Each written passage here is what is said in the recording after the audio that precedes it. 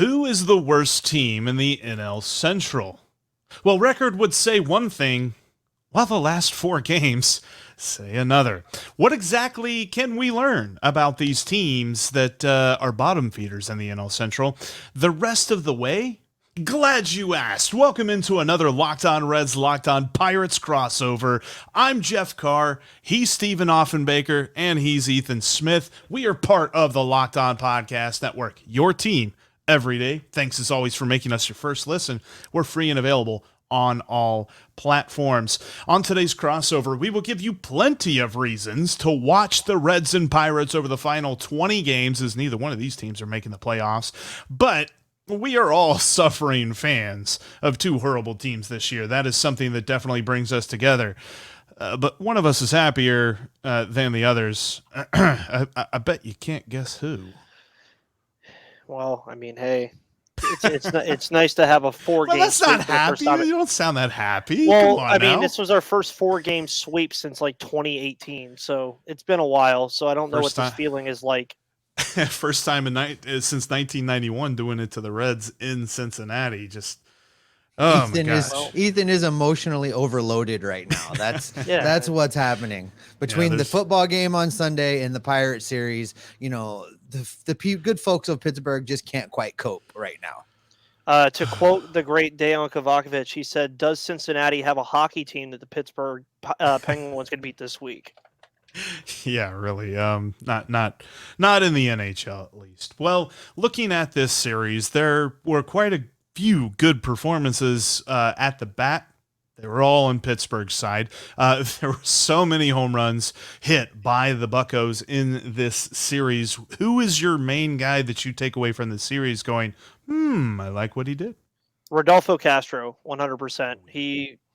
A lot of people, I guess, forgot after last year that when he was here and struggled that the kid was 21 years old last year. He's now 22. He's a switch-hitting, power-hitting bat, something that is a hot commodity on any baseball team the last time that I checked. And, I mean, it's even funnier because on his home run that he had yesterday, he did kind of this little hand movement towards the dugout, and they were saying that apparently him and ONeill Cruz have this, like, little thing going on, that they have a little competition going on in the clubhouse. When you're out of the playoffs, hey, why not create competition internally? And I'm sure Cincinnati's doing it in some capacity as well. Another thing I wanted to touch on, though, it does suck that I'm not getting to see Joey Votto play right now. I do like watching him play, and it does suck, and I can only imagine how it feels for you guys. Well, and I tell you this, if you watch the Reds broadcast, you can see him in the booth. He's pretty good in the booth, too, although I'd rather see him on the field.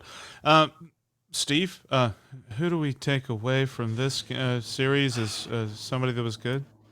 Well, Alexis Diaz. Yes, that one inning that he pitched was really good. That one inning that he pitched. No, I'll tell you what. It was, for most of his start in yesterday's game, Nick Lodolo was just grooving it.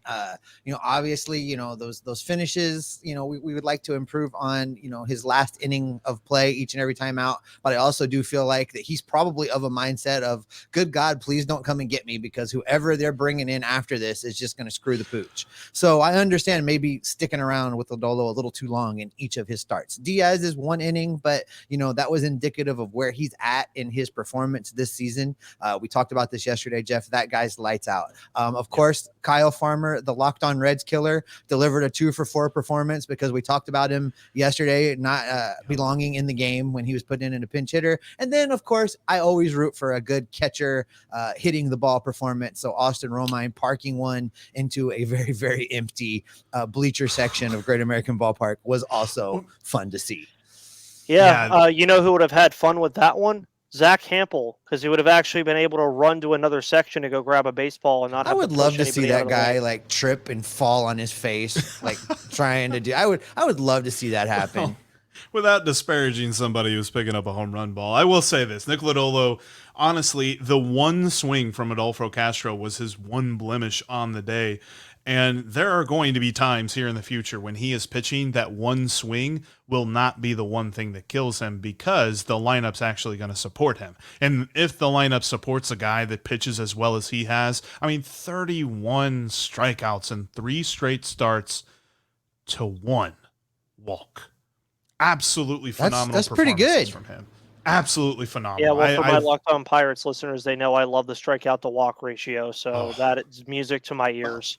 One, it's my favorite thing to really gauge a pitcher because it's the number one thing they can control. They can control the strike zone, and if he does a good job of it, which he does, then it should be, it should definitely be bumped up the way that it has. He has been so phenomenal this season, and it's really showing through here recently. But yeah, if I got to pick somebody else, the other guy that I would kind of lean on a little bit, I was loving the performances I've seen from Rivar Sanmartin. And I know that's a little bit of a deep cut, but honestly, the way that he has pitched this season out of the bullpen has been nothing short of phenomenal. It's something that is going to definitely give him a spot on this team next year and to see if he can actually be a part of a successful future Reds side. And he pitched very well in the second game of that doubleheader, gave the Reds 2 1/3 clean innings. And overall, he's the other guy in the bullpen that I'm not that worried about whenever the doors open. It's Alexis Diaz, it's Rivar Sanmartin, and basically just flip a coin. Every other pitch that anyone else out of that bullpen throws, no idea what's going to happen there.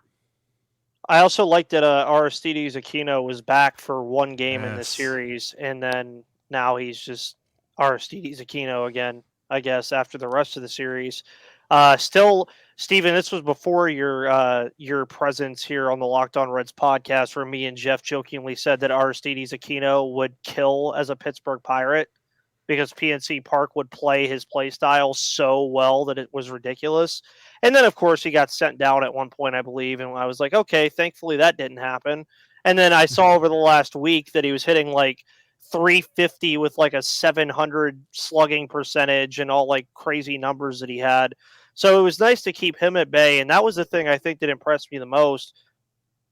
The starting pitching has looked good, but they have had their struggles like Nick Lodolo does, where that one pitch will screw their whole startup. This whole series, that was not the case. And it also helped that finally, what I've been asking for since May finally has happened, where the offense is finally supplementing very good pitching on the defensive side so that we're not killing our bullpen that actually does have pretty decent pieces in it. And it's allowing David Bednar to come back from a rehab assignment. Will Crow doesn't have to throw his arm out anymore. Stuff that means things down the stretch. And I would also go hot take here with both of our teams. I don't think either of these teams is losing 100 games. Oh, see, I'm not so sure now because I was telling Jeff on our show yesterday, Ethan, that for me, this series against you guys was the most embarrassing series of the season for the 2022 team. And I think they're on a downward trend. Off air, I told Jeff, and we'll put it on air today, Jeffrey. I was like, I hope they don't win another game. Let's just go all in. Let's not win another game the rest of the season and really just embrace the suctitude of what 2022 has been. It has been one of the worst seasons in Reds history. I will say that. But yeah, I agree with you, Ethan. I was impressed with with Pirates starting pitching, especially Roansy Contreras. But I also want to get into something that I noticed, a thing that the Pirates did that I've seen other teams do as well. And it's really paid off against the Reds this year, and it kind of bugs the crap out of me. Going to tell you about that here in a minute, but you know what doesn't beg the crap out of me? BetOnline.net. They're going to help you out with your next bet because let's face it, just about every time I tell you to take the over, Steve, what do? Take the under, baby. Exactly. You fade the crap out of me. I'm like an automatic fade. I don't know what it is. I think I just have to embrace that at this point. But I was looking tomorrow, and just at the two lines, as we said, the Reds are taking on the Cardinals, first of 5 in 4 days. And then you have the Pirates and the Mets. We did this last time we crossed over, Ethan. And without looking at it, who do you think actually has the better odds to win a game tomorrow? The Pirates over the Mets or the Reds over the Cardinals? Pirates, just because of the Mets slide that they've had lately. Just slightly. The Pirates are plus 215, according to BetOnline, and the Reds are plus 234. Now, I would definitely take the Pirates starter over the Reds. Chase Anderson is starting for the Reds, and JT Brubaker is starting for the Pirates. But yes, if you want to check out your next great bet, go over to betonline.net. Whether you're talking about baseball, as we head into the playoffs, plenty of different things going on. You can bet on whether or not Albert Pujols is going to get to 700. He might do that this weekend. And you can check He out might do that day. He might do that today against Chase Anderson. There's a lot going on down there. Plus, you've got NFL bets, you've got college football, all that great stuff can be found at betonline.net because BetOnline is where the game starts. Thanks again for making the Locked On Reds and Locked On Pirates crossover your first listen of the day. Coming up tomorrow, we've got some questions. I'm going to be looking at, when we're talking about Locked On Reds, we're going to be looking at some dudes who are currently in the midst of making adjustment after adjustment after adjustment in their hitting game, and whether or not that's going to pay off. Plus a great quote from Barry Larkin about those guys. And Ethan, what you got going on tomorrow with Locked On Pirates? Just going to be covering a a nationally televised baseball game for the Pittsburgh Pirates on Fox against the Mets, where Steven off-air said it'll just be the announcers talking about the Mets and the Braves the whole time, and the Pirates are just making a cameo. So we'll talk about that, and then I'll preview the rest of the weekend series because the Pirates are in New York for 6 straight games against the Yankees and the Mets. So Interesting times going on there. But you say, we are 6-2 against the Yankees and Dodgers this season. I do remember that. You swept the Dodgers would have 100 wins already if it wasn't for the Pittsburgh Pirates sweeping them in Dodger Stadium in May. It's funny how that's worked out because I'm pretty sure the Reds are going to hang a AL East championship banner for American Ballpark this year. And don't forget, you still play an AL East team. You still play the Reds. That is your only non-divisional series left this year. That's got a couple against the Red Sox coming up. But yeah, the AL East banner, however, the Dodgers beat us like a drum in every single game we played them. So that was a bit of a tough thing. But I'm a little bit bummed that it's Fox that's broadcasting and not ESPN, because ESPN just wrote this compendium, or at least Kylie McDaniel wrote this compendium as to why ONeill Cruz is the most exciting player in baseball right now. And we saw him pretty much get held in check for the most of this series, but he got a big home run. I think it was it off Derek Law? I forget. It was one of the guys that came out of the bullpen. There was a lot of different guys that came out of the bullpen in that final game. Hard to tell. But yeah, ONeill Cruz has definitely been interesting to watch in this Pirates lineup. But I wanted to get back to something that I teased before, because the Pirates did a thing that just about every other team has done to the Reds in a game which they have the ability to sweep them, and that is they dared the Reds to get a hit, because they put in, and I am blanking on his first name, but Yajure. Miguel Yajure, yeah. Miguel Yajure, who his numbers look like he's pitching out of the Reds bullpen. And he absolutely, I mean, I think it was like an 8-pitch inning. He went 1, 2, 3 against the Reds lineup. When you see a guy like Miguel Yajure come into a ball game, what's your first thought? My first thought is, going into it, he pitched 3 full innings, and by then we were already up 3-4. We were up 3-2.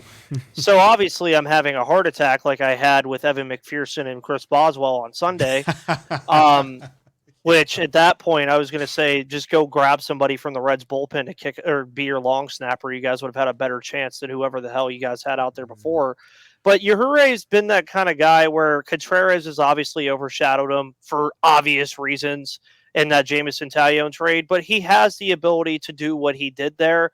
But I do agree with you. By us putting him in with an 8.27 ERA, you were virtually staring the Reds in the face and saying, get a hit off of this guy. Score runs off of this guy. We do not care. Mm-hmm. Score runs off of this guy. And it's almost like the offense said, we just put in a guy who has an 8 ERA. How about we score 7 runs in the final 3 innings to at least make up for that, right? And I was just like, I get it. I get the arms are tired and stuff like that. But if you're not going to utilize some of these guys anymore because their arms are gassed, rightfully so with how things have been this year, shut them down for the year, bring up these young guys you keep talking about, like Cody Bolton, Michael Burrows, Luis Ortiz, Johan Oviedo can move to the bullpen. Then you actually have a pretty cool bullpen to keep in mind and look at for while David Bednar is having a rehab assignment for whatever reason in the middle of September when he hasn't played in 2 months. Why is he even coming back? There's literally no reason for David Bednar to come back. Now, I'm the biggest David Bednar supporter ever, but even you guys would probably say, why does he need to come back? It serves him no purpose. It's ironic that you mentioned that. There's plenty of guys like that the Reds have out on rehab assignment that were like, are we sure we really need them to come into this dumpster fire of whatever is left? Hunter Green as the number one example, after missing a start or two, got not one, but multiple rehab starts in Louisville. And I kept saying to Jeff, unless he's like throwing only his changeup and working on a pitch, there's absolutely no good reason why he's pitching in Louisville and not Cincinnati. And nobody has ever really asked the question, or at least done it in a way that it provided an insightful answer to understand why at this point in the year you would do that with a player and go through all the motions of a rehab when the season's clearly lost and over. I'm with you. I would much rather them have just said, okay, if your situation warrants multiple rehab starts, you're done for the year, and we'll just see you out in spring training come February. Yeah, and I think both of our teams should feel that way. I mean, injuries suck, and I know these guys want to come back and play because it'll be the last time they can play for 3 or 4 months, but would you rather be completely healthy going into 2023 spring training or re-aggravate an injury and be on the shelf the entire winter and not get to work on anything? Right. And for a guy like Hunter Green, the winter is going to be very important for him. Yeah, because he's got to build a changeup. I mean, I know he has one, but he's got to build his confidence. And whether or not he can do that over the wintertime, that remains to be seen. It's got to be something he does in games, but it's not as if he's out. Like, I'm not hearing reports that he's down in AAA throwing 65 changeups. Like, it's not. They're basically just saying, yes, he's pitching like normal. He's building his arm up. And they didn't even say that. They're like working around it, like doing the whole like, oh yeah, he's, getting his strength up, building his strength up. And I'm like, it sounds like you're talking about a guy who's in the middle of spring training and starting to build up for the season. The season's almost over. If this is the point that we're at with Hunter Green, where it's like he's got to regain strength, let him regain it over the course of the winter. I'm with Steve on this one. There's no reason to have a guy like that rush back and hopefully start 2 games. I mean, there's only 20 games left. And you also look at your lineup as well, and it's not like he's going to be coming in and pitching against mediocre teams. I mean, he's going to be pitching against St. Louis and Milwaukee or somebody like that. It's like, that's going to kill a guy's confidence to come back from injury and then have to face those lineups where the Brewers are 2 games out of a wild card trying to fight for a wild card spot. How do you think they're going to try to perform against Hunter Green fighting for a playoff spot? They're going to try to beat the crap out of him. And with no run support whatsoever. So, yeah, I don't know, though. But what I'm curious, though, about when we look back at this series, Steve, is what is going to be your main, like, oh, wow, moment?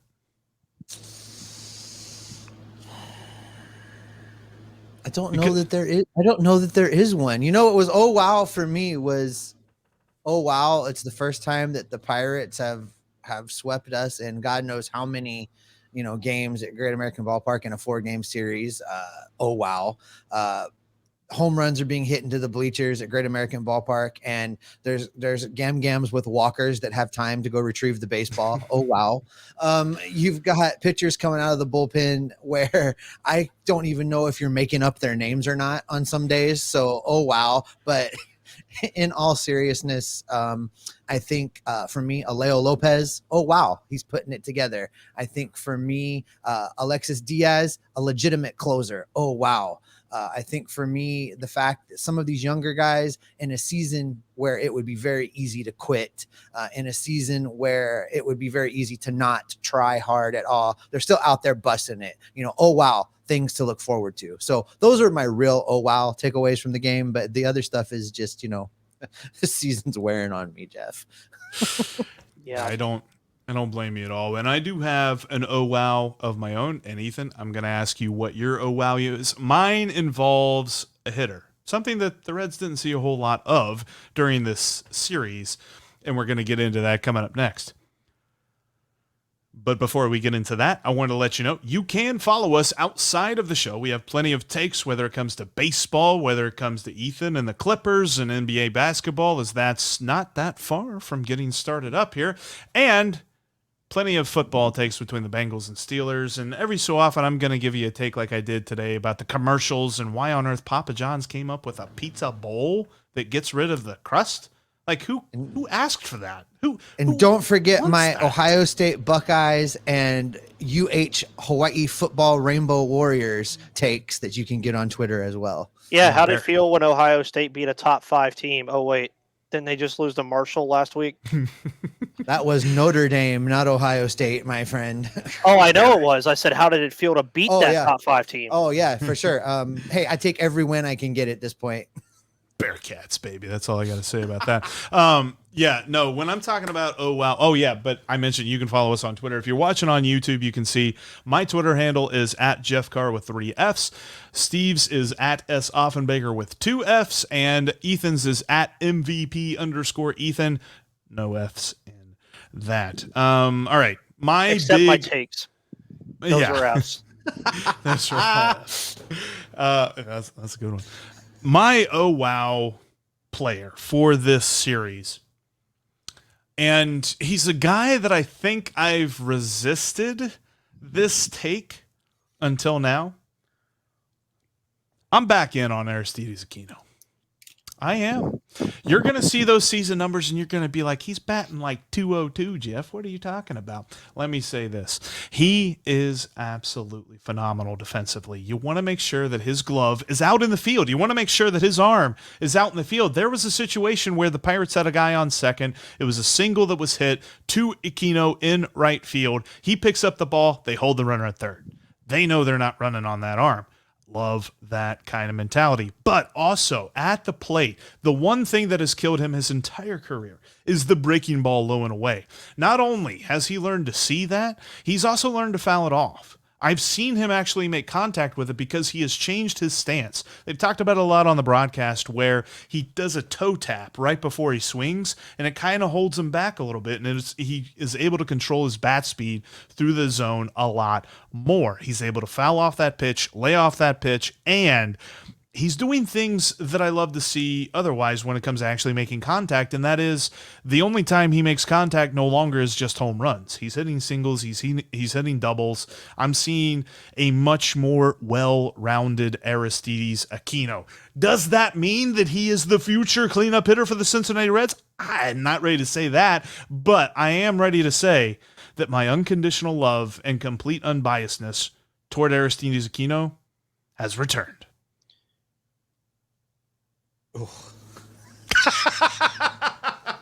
I mean, listen, just because he wears number 44, Eric Davis is not walking through that door, Jeff. Adam. All right, enough of that. Ethan, what was your oh wow moment from this series? Whether it's player or series, help save Jeff from himself. Well, the trio of ONeill Cruz, Roansy Contreras, and Rodolfo Castro, who have all noted throughout this series that it was very fun now that they're all staples on this team. They grew up through the minors together. Contreras is a little bit different, but he came in and immediately latched onto those guys. He has a good start yesterday. Rodolfo Castro, man, if he can continue to just keep hitting the long ball the way he is, I don't see how you don't say that's your future DH. He's not that great in the field, but guess what? If you're a switch-hitting power hitter and you hit the ball like you did this series, you're going to find somewhere in the lineup for that kid. And that works for any team. That's not just the Pirates. If you have a commodity like that, he's going to start. My oh wow moment in specific to yesterday's game is something that I hear a lot from Pirates fans and externally and from Pittsburgh media. A lot of people look at this game and see ONeill Cruz homered. Great, right? Nobody likes to look at the fact that he struck out 4 times. He's very boomer bust right now, and it's because he's still getting acclimated to the league. He's still getting acclimated to seeing major league pitching.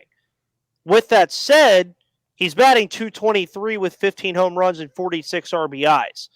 Last time that I checked, you put that over a 162-game season on pace. That's like almost 40 home runs and like 120 RBIs.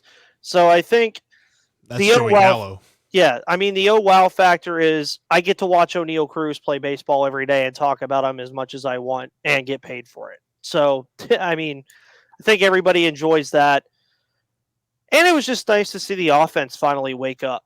They just finally had a pulse. I don't know maybe the Reds will find that fortune after watching the Pirates do it. Maybe it'll be a little monkey see, monkey do action with two bad teams. But for the Pirates, it's been dormant, and they needed this kind of thing. Now, what the fun thing I think that Reds fans and Pirates fans get to watch is who gives up number 700 to Albert Pujols, the Reds or the Pirates. I think that's where we get into a really interesting conversation. Are the Pirates right after the Reds? Or the Pirates play the Cardinals right after the Reds? The last 6 games of the year, the Cardinals play the Pirates. 3 in Busch, 3 in Pittsburgh. I already said he's going to do it on Saturday, October 1st against the Pirates at Busch Stadium. Because why? Because it's a Saturday game, 7:15 start in St. Louis. I think that is the perfect time for him to do it. You know what that means? Nationally televised game, too, if you're a Saturday night game. Oh, yeah. They'll make it nationally. If he gets to $6.99, almost every Cardinals game will be on television until he does it. Well, he is going to hit number 700 on Saturday, but it's going to be this Saturday. With this many games against the Reds and this pitching staff, I can't imagine he doesn't hit 3 home runs over the next 5 games. I see it coming. I see it being done. He'll have a nice celebratory victory lap as he cruises off into retirement. That's just kind of how I see that going. Well, you know who is slated to pitch on Saturday, don't you? Because of his last rehab start being on Sunday. That's Mr. Hunter Green. Hunter Green. Yep. So there's a very good chance, and he has given up quite a few home runs himself. So, I'd hate to see that for him to be that would be like pitcher number 250,000 that Albert Pujols has hit off of. But yeah, because he recently did it against JT Brubaker and added to that number. So it was very interesting. Yep. And you know what, Jeff? I wanted to circle back to something Ethan said about ONeill Cruz and relate it back to our buddy Spencer Steer, who was recently called up to the big league club in Cincinnati. I sat down with him a few weeks ago, just prior to him being called up by the Reds. And we did an interview where we talked about, his approach to his game and the things he was doing. And he talked about how when he made a concentrated effort to increase his power numbers, just a natural byproduct of that was an increase in his strikeout totals. And he was actively working on trying to find the sweet spot in the balance where he would have the increased power, but have the strikeout still be an acceptable level. And I would imagine that, ONeill Cruz is going through a very similar process and doing it at the big league level to boot, where, he's expected to be the guy, right? He's expected to be the man. So trying to find the sweet spot of delivering on that while still keeping things like your strikeout totals under control is probably a very difficult balancing act at the big league level. Very much so, yes. And I mean, you also have to keep in mind that the guy is 6'7" and has a strike zone about the size of my entire body. So, I mean, it's very interesting. And I think moving into next year with the new rules too, I think it'll benefit ONeill Cruz to have the shift kind of not in play as much. Now, he's not getting shifted on that much anyway because he does pull the ball to all parts of the field. But you do notice that the second baseman will kind of trail over a little bit when ONeill Cruz comes up, knowing that more than likely being a powerful lefty, he's going to pull it that way. Now, I did say this as a joke about the new rules. Thank God the Pirates don't play at Three Rivers anymore because of the timing and the wording in that rule about the shift where it says your player has to be in the dirt.